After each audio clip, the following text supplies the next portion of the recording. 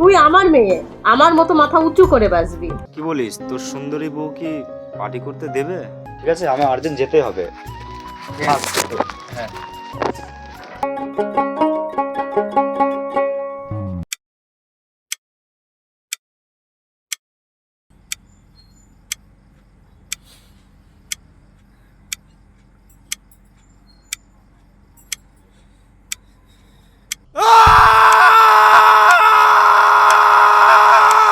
जिंदगी ढूंढ रही है, क्या ये वो मकाम मेरा है, यहाँ चैन से बस रुक जाऊं, क्यों दिल ये मुझे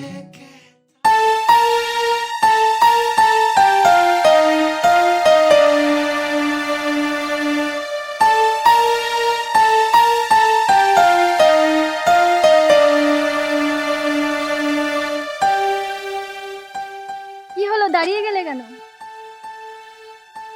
একটু বেশি ভিআইপি না তোমার এই পছন্দের রেস্টুরেন্টটা? হাতে তো বেশি টাকা পয়সা নেই। আরে কোনো ব্যাপার না, আমাদের বাড়ির সামনে থেকে রেস্টুরেন্ট আছে, চলো আমরা ওখানে যাই, ওখানে দামও কম আর খাবারটাও ভালো। হ্যাঁ চলো।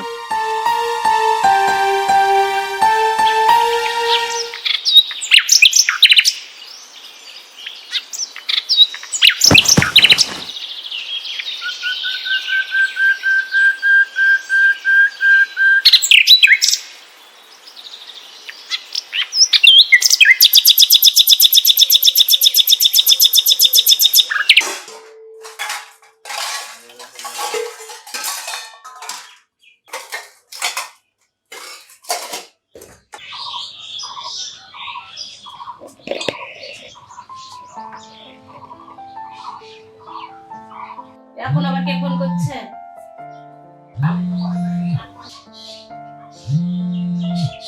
কে ফোন করছে? হ্যালো, হ্যালো কে? মা, আমি সুদীপ বলছি। কি চাই? অর্পিতাকে ফোনটা দিন না। অর্পিতা নেই, অর্পিতা তোমার সঙ্গে কথা বলবে না। তুমি আর এই নম্বরে কখনো ফোন করবে না। তুমি অর্পিতাকে ভুলে যাও, আমার মেয়ের জীবন থেকে দূরে সরে যাও।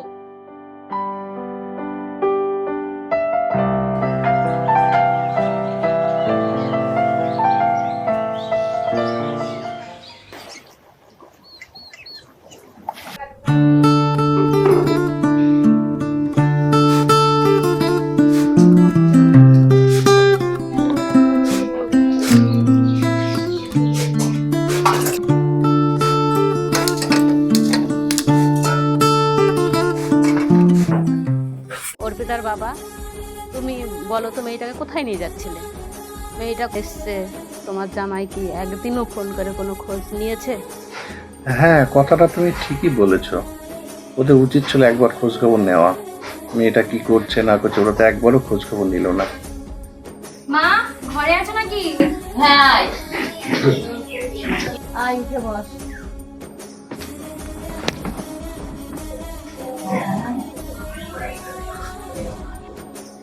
এ নাও মা চা। বাবা, আজকে চাটা করতে একটু লেট হয়ে গেল, সকালের কাজ কাম করতে। না ঠিক আছে মা, ঠিক আছে, অসুবিধা নেই, বসো। পিঙ্কি, তোমার ঠাকুর জামাই ফোন টোন করেছিল তোমাকে? না বাবা, ফোন টোন তো করেনি। দেখো কেমন ছেলে, মেয়েটা এতদিন হয়ে গেল একটা ফোন করে কোনো খবর নিল না গো। তোমার মা এটাই বলছিল যে কেমন একটা খোঁজ খবর নিচ্ছে না। আচ্ছা বাবা, বলো। আমাদেরও তো একটা কর্তব্য ছিল, সুদীপকে ফোন টোন করে কোনো খোঁজ খবর নিয়ে ছেলেটা কি খেয়েছে না খেয়েছে। সে তো কথাটা ঠিকই বলছো। তোমাকে আর ওর কথা ভাবতে হবে না, তুমি তো খুব ভালোই আছো, খাচ্ছ দাচ্ছ ঘুমাচ্ছ। আচ্ছা মা, তুমি বৌদি কইভাবে বললে কেন? বৌদি তো ঠিকই বলেছে। তুই থাম। বৌদি? তোর বৌদি তোর কোনোদিন ভালো চাই? অর্পিতাকে আমি বোনই ভাবি, নিজের কোনো বোন নেই আমার। অর্পিতার কি আমি খারাপ চাইতে পারি? অত না একা কান্না কানতে হবে না, তোমার কি আর কোনো কাজ নেই? যাও কাজ করো গা। মা, তুমি পিঙ্কির সাথে এরকম ব্যবহার করলে? তোমার মাথা ঠিক আছে তো? এই কি বললি তুই? তুই আমার মুখের উপর কথা বলিস? তোর এত বড় সাহস, তুই আমার চোখের সামনে থেকে বেরিয়ে যা। আমি যখন এতই খারাপ, আমি তোমার মুখের সামনে থেকে না, তোমার বাড়ির থেকেই চলে যাচ্ছি। তুমি কি পাগল? এই সময় মায়ের মাথা ঠিক আছে? এইভাবে তুমি চলে আসলে? কি বলতে কি বলেছে মা, তাই বলে তুমি চলে আসবে এভাবে? আমার সামনে তোমাকে অপমান করে আমি চুপ করে থাকবো? হ্যাঁ থাকবেন, কারণ উনি তোমার মা। তোমার কষ্ট হয় না? একটু একটু হয়, কিন্তু ভাবি মাই তো বলছে। মা তোমাকে চিনতে পারলো না গো। সত্যি তুমি এত ভালো, আমি সত্যিই ভাগ্যবান তোমার মতো জীবন সঙ্গিনী পেয়ে। হয়েছে, তোমার তো বইয়ের প্রশংসা করতে হবে না। এবার তুমি তোমার বোনের কথা ভাবো। জানো বাবা খাওয়া দাওয়া বন্ধ করে দিয়েছে, রাতেও কিছু খায়নি, এখনো কিছু খেতেই চাইছে না। ঠিকই বলেছো, বোনের কথা ভাবতে ভাবতে বাবার জন্য কেমন হয়ে গেছে। আসলে জানো, বাবার কষ্ট কেউ বোঝে না। বোন হচ্ছে বাবার জীবন, বোনের কিছু হয়ে গেলে বাবা সহ্য করতে পারবে না। হ্যালো বন্ধুরা, তোমরা কেমন আছো? আশা করি সবাই ভালোই আছো। তো রিপ্রেজেন্স বাংলা পরিচালিত বোঝে না সে আমায় বোঝে না, এই মিনি ওয়েব সিরিজটি তোমাদের কেমন লেগেছে তোমরা অবশ্যই ফিডব্যাক আমাদেরকে দেবে।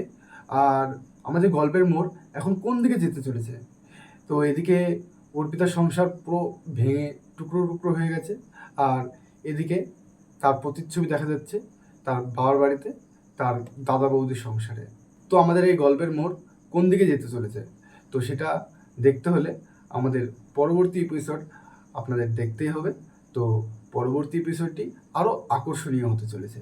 তো পরবর্তী এপিসোডটি দেখার জন্য কি করতে হবে? অনেক অনেক লাইক, কমেন্ট ও শেয়ার আপনাদের করতে হবে। ধন্যবাদ, ভালো থাকবে।